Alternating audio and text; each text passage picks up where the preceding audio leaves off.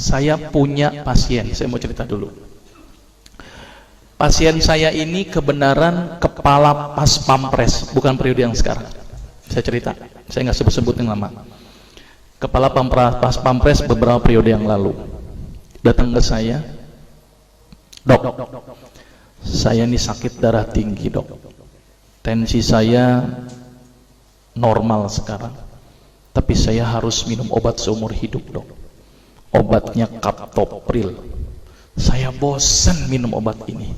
Bisa nggak dok saya nggak minum obat ini? Saya pada waktu itu terkenal sebagai terkun, Mbak, dokter plus dukun itu ya. Jadi datang ke saya pengen nggak pakai obat. Saya bilang ke bapak itu, baik pak, kita coba. Obat saya stop, saya kasih apa? Timun, seledri, bawang putih, pisang raja, kurma.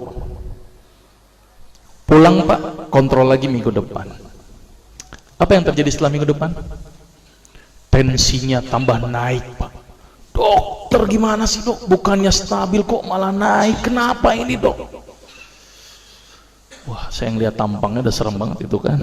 Yaudah deh pak, saya coba lagi, dosis saya naikkan pak.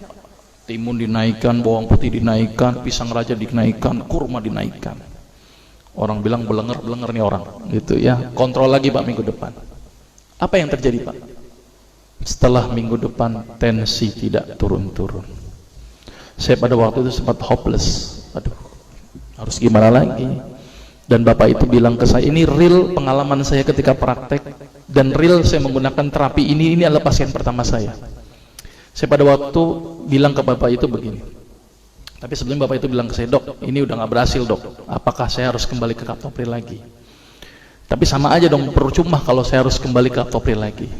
Saya bilang ke bapak itu, pak, saya sebenarnya punya sebuah pengobatan ini belum pernah saya gunakan pak. Jadi kalau bapak mau pak, bapak adalah pasien pertama saya yang mau saya coba dengan terapi ini pak. Daripada bawa pulang nggak bawa apa-apa, kalau bapak pun mau. Dia mikir, ya udah dok, daripada saya pulang nggak bawa apa-apa, boleh deh saya coba. Ini luar biasa ini ya. Akhirnya saya bilang kepada bapak itu, baik pak, saya coba terapi ini. Kalau 2 minggu tidak ada perubahan, bapak nggak usah ketemu saya lagi. Tetapi kalau bapak ada perubahan setelah 2 minggu, tolong pak ketemu saya lagi selama 2 minggu. Tapi kalau tidak ada perubahan pak, bapak nggak usah ketemu saya lagi, berarti saya gagal. Dia mikir berapa saat. Baik dok, apa terapinya? Sederhana pak pada waktu itu. Saya suruh apa bapak itu? Siap dok, apa yang dokter lakukan?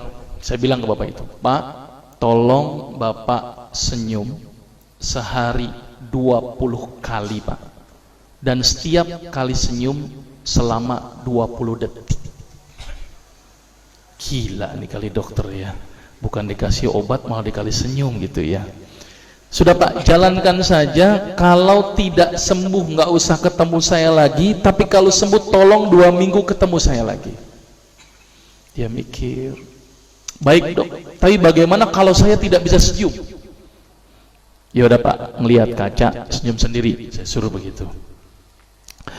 Ini jujur saja, ini kasus pertama saya dan saya waktu itu nekat saja karena saya sudah hopeless, harus bagaimana lagi kan, daripada dia tidak mau kembali ke kaptopril.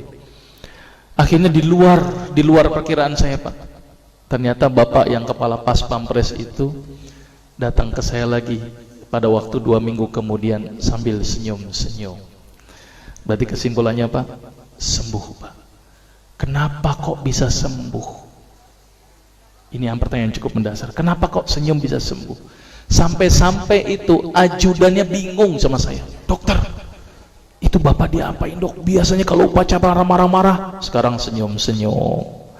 Baca koran, senyum-senyum. Bengong sedikit, senyum-senyum. Saya bilang memang target terapinya begitu, harus 20 kali sehari. Ternyata penelitian menunjukkan orang yang senyum sebanyak 20 kali sehari dengan durasi 20 detik setiap senyumnya, maka otak akan mengeluarkan sejenis zat yang namanya beta endorfin. Apa itu beta endorfin? Beta endogenous morfin atau morfin yang dihasilkan alami oleh tubuh. Maka itu kalau orang yang biasa makan morfin, biasanya tubuhnya tidak bisa memproduksi morfin lagi. Jadi kalau orang yang banyak senyum Pak, ternyata morfinnya semakin banyak. Dan ternyata fungsi beta endorfin itu adalah melebarkan pembuluh darah. Maka itu orang yang rajin senyum, itu adalah pembuluh darahnya lebar dan tercegah dari penyakit hipertensi. Tapi penelitian menunjukkan harus berapa kali tadi? 20 kali sehari. 19 kali aja nggak ngefek Pak. Gitu ya. Dan tidak boleh dirapel. 20 kali 20 detik berarti berapa? 400 detik sekaligus saja, nggak ngefek Pak. Yang ada kering itu gigi, gitu ya. Jadi senyum yang berefek itu harus intermiten. Sekarang senyum, nanti senyum, nanti senyum. Ada lagi tuh pasien yang nyeletuk, dok, tetangga saya tuh sering senyum stroke juga. Saya bilang Pak, kalau ada orang yang rajin senyum tapi juga kena darah tinggi juga, berarti senyumnya nggak ikhlas. Ngelihat orang melarat, senyum-senyum. Orang susah, senyum-senyum. Nah ini senyum yang nggak bermanfaat Pak. Jadi senyum yang berefek itu adalah senyum yang dihasilkan dari hati yang datangnya ikhlas karena Allah Pak, bukan karena siapapun. Ya, jadi mulai sekarang harus berapa kali tadi? 20 kali penelitiannya, karena senyum 20 kali akan mengeluarkan sejenis zat di dalam tubuh yang fungsinya melebarkan pembuluh darah. Maka itu orang-orang yang sakit darah tinggi, protap pertama saya apa? Senyum. Orang yang sakit jantung, senyum. Orang yang sakit stroke, senyum dulu. Kalau dia nggak bisa senyum Pak, berarti gagal pengobatannya. Itu pertama, tapi harus 20 kali. Itu contoh pasien pertama. Contoh pasien kedua, saya punya pasien kebenaran nenek-nenek. Tapi bukan ini nenek-neneknya ya, ini cuman gambarannya, ternyata nenek-nenek tuh kayak begini gitu ya. Nenek-nenek setiap hari makan dul kolak, stres dia. Datang ke saya, dok gimana nih supaya nggak berhenti dari dul kolak. Pada waktu itu cuma saya suruh apa, nek tolong stop dul kolak, tolong nek senyum di pagi hari ketika nenek melek, langsunglah senyum, saya suruh. Cuman ini aja dok, iya melek, ketika melek pertama kali senyum langsung. Nenek itu mikir, udah jalin aja nek, pokoknya minggu depan kontrol sama saya, stop dulu kolaknya. Apa yang terjadi setelah 1 minggu? Dan itu sudah saya buktikan. Ternyata nenek itu balik ke saya lagi, iya ya dok ya, kok saya senyum di pagi hari, kok ternyata buang air besar saya langsung lancar. Kenapa ya doknya? Ternyata Pak, penelitian menunjukkan ibu-ibu atau wanita di pagi hari rata-rata ini sulit sekali tersenyum. Betul nggak sih Bu? Bu, betul nggak nih ibu-ibu nih? Betul nggak sih Pak ya? Ternyata ibu-ibu di pagi hari itu susah sekali tersenyum. Wallah alam, karena kenapa? Stres duluan kali ya. Ternyata ketika orang bangun tidur, gerak usus itu sangat melambat. Maka itu dirangsang itu usus dengan cara apa? Dengan meningkatkan tekanan di dalam perut. Dengan apa? Ambil efek kayak efek apa? Efek apa sih? Efek ngeden. Efek kayak orang sedikit ngeden.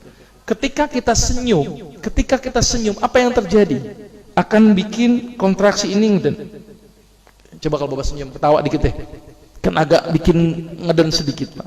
Nah, ketika orang yang pagi hari melek kemudian senyum, akan menyebabkan tekanan di perut meningkat, relaksasi akan timbul, sehingga akan menyebabkan peristaltik usus menjadi lancar.